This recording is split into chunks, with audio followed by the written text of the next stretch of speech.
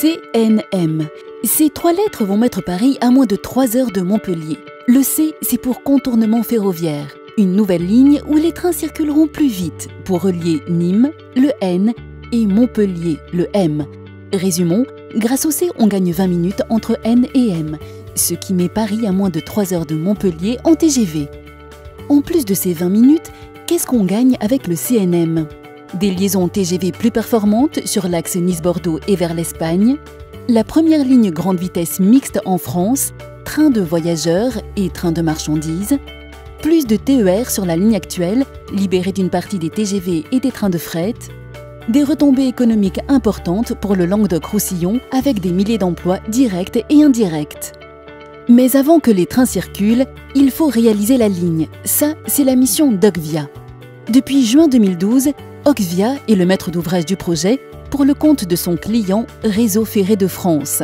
Ocvia a été créé par un groupe d'acteurs industriels et financiers de renommée internationale, tous spécialisés dans les projets d'infrastructure. Ses missions, financer, concevoir, construire et entretenir la nouvelle ligne. Comment?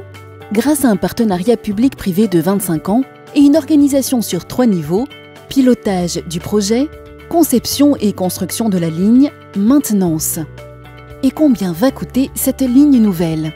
Avec les 2 gares prévues sur le tracé et les travaux de jonction et de modernisation du réseau existant, le CNM représente un investissement total de 2,3 milliards d'euros assuré par l'Europe, l'État, la région Languedoc-Roussillon, le département du Gard, Nîmes Métropole, Montpellier Agglomération et Réseau Ferré de France. Le contrat de partenariat d'Ocvia ne concerne que la ligne et les raccordements, pour un montant de 1,8 milliard d'euros, financé par les actionnaires d'Ocvia, des subventions publiques et des prêts bancaires. En contrepartie, RFF versera un loyer à Ocvia à compter de la mise à disposition de la ligne. La réalisation démarre, place à la construction durable. Jusqu'à fin 2013, c'est le temps des études et des procédures administratives. Finalisation des acquisitions foncières, diagnostic et fouilles archéologiques, études hydrauliques, recensement des espèces faune et flore et définition des mesures compensatoires, déviation des réseaux eau, gaz et électricité, mise au point de l'avant-projet détaillé. L'essentiel de la ligne sera réalisé en remblai.